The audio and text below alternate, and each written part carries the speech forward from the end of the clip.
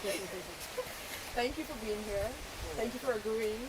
I always thought it's always good to have that face-to-face energy exchange.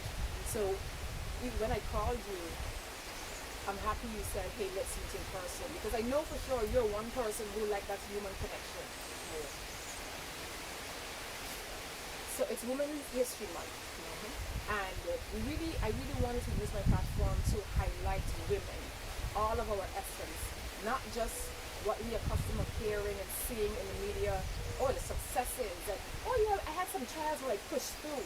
You know, I would really want us to go down a little deep. Not, it doesn't have to be revealing personally, nothing to make you uncomfortable.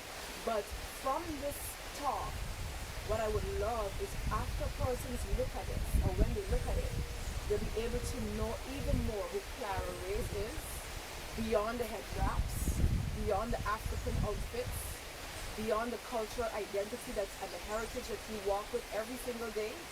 But who is the human being behind that? And what are some of your trials that you experienced that led you to here, and how do you sustain?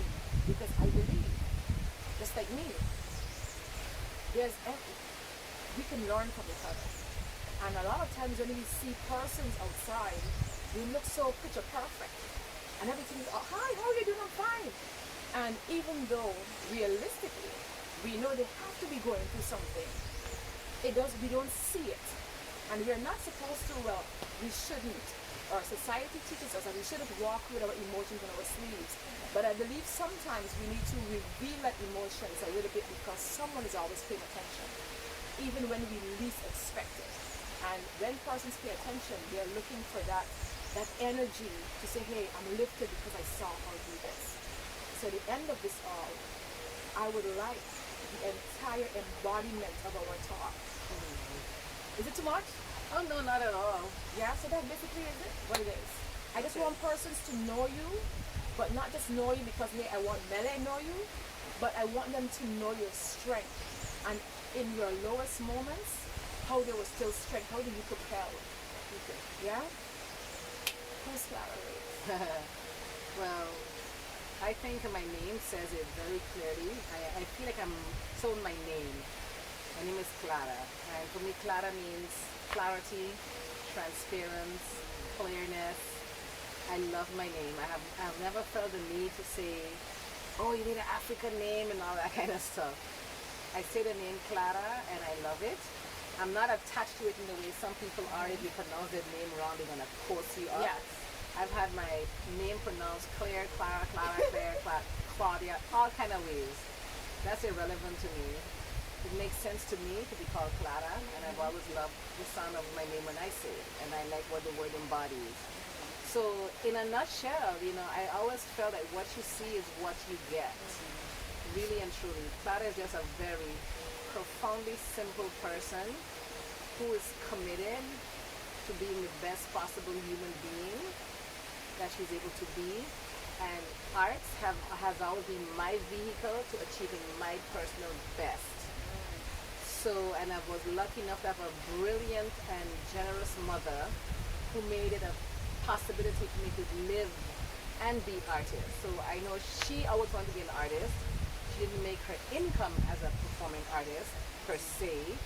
She just created an artist space for me.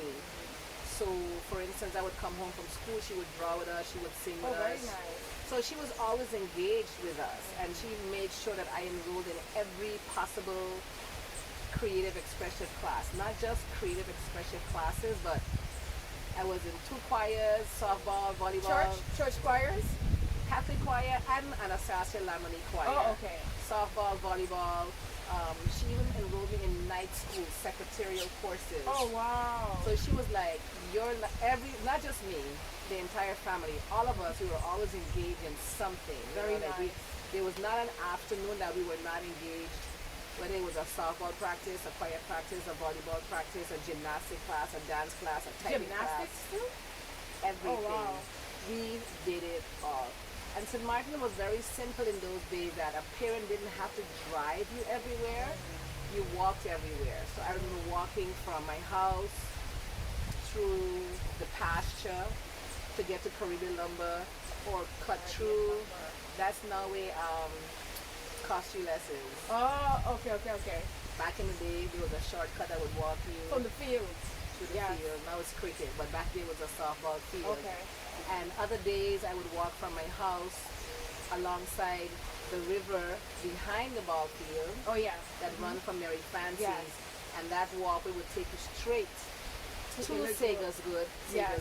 and Yes. then from there cut through by Van James and end up in the Yeah. sweet pond. And when the pond was dry, we'd walk across the pond to get to Phillipsburg. I heard stories of that. You know, so for me, that's me. You know, I remember singing at the top of my voice as a child. You know, that was all I did. And anything that was creative, I was enrolled in it from elementary school, 6th grade, you name it. I was always involved in all things, and that's what I knew well, and that's what I loved well. Not to what extent I loved it, I just knew it was something where I lived well, and my mother made that possible for me. So I just pursued that direction. When it came time to choose a profession in high school, like where would you want to go? I knew that this is where I would want to be. So I made sure to align myself with classes that would allow me to finish school in time to be in that world. And pretty much that's it. And it's been that way from the time I lived in St. Maarten to the time I left St. Maarten. And all my travels around the world, wherever I could be, it was always trying to be and understand my gift of voice, my gift of song, my gift of dance, you know, my talent, I see as an absolutely total gift. And it's a conviction, you know, my religion to honor that. First of all, I applaud your mother. I think that foundation is necessary because a lot of times you find parents say, oh, I have to work, go to afternoon school, and they will check up on your homework, but to actually engage you and your siblings, the entire family, and also for her to be a part of that engagement too, it validates, hey, this is right. There's no questioning your parents, your mother did not question you. And also, I would believe that's where your high self-esteem, your strong self-esteem come from.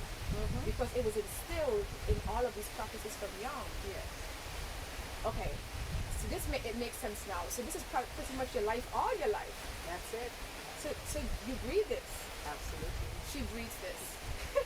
Yes, you know, I mean, I've known other things. I've had option to try other things, and I have. I expose myself to everything. You know, that's one thing about me. I'm not attached to anything. You know, I recognize everything, and I make myself available to all and every experiences. So, but for me, you know, I mean, yeah, that's